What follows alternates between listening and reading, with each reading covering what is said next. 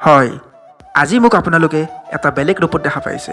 Bike আৰু sunglass, কিন্তু দুটাই বেলেগৰ। আৰু ৰ'ব গাইছ, মোৰ পিছফালে যে দেখা পাইছে চিনাকি এণ্টাৰপ্ৰাইজ, এইখন আকৌ বেলেগৰ বুলি নাভাবিব। আহকচোন ভিতৰত যাওঁ আৰু ভিতৰত কি আছে চাওঁ। এইফালে আছে 3-4 শিল আৰু আনফালে আছে 0 শিল। লগত আছে 8 mm আৰু 6 mm ৰড আৰু তাৰ লগত আছে ষ্টনডাছৰ বালি। এই গোটেই সামগ্ৰীৰে তৈয়াৰ কৰা হয় ফল্ডিং ৱাল। নৰ্মেল ৱালতকৈ 50% কম হাৰত গৌৰি উঠিব আপোনালোকৰ বাউণ্ডাৰী ৱাল।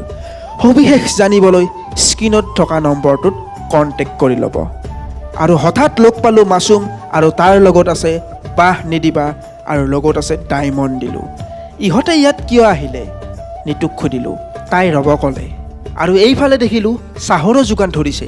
ভাবিছিলোঁ মানুহৰ বাবে চাহ বনাইছিল, কিন্তু দেখিলোঁ দানৱবিলাকেহে খাই আছে।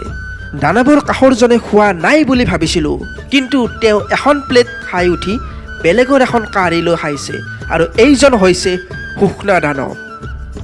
এইজনে আকৌ 3-4খন প্লেট খাই উঠাৰ পিছতো বেলেগৰ পৰা কাঢ়ি খাই আছে। এইজন হৈছে বাঁহ নিদিবা দানৱ। দানৱবিলাকে খাই উঠাৰ পিছত যিখিনি ৰৈ গৈছে তাৰ পৰা অলপ খাই নিজকে সন্তুষ্ট কৰিলোঁ। আৰু সঁচা কথা ক'ব গ'লে এই চিনাকি এণ্টাৰপ্ৰাইজটো এইটো মোৰ নহয়। আৰু এইফালে আছে এই এণ্টাৰপ্ৰাইজৰ স্বত্বাধিকাৰী, তেওঁক অল দ্য বেষ্ট দি মোৰ এই ভিডিঅ'টো সামৰণি মাৰিলোঁ। ধন্যবাদ। জয় আই অসম।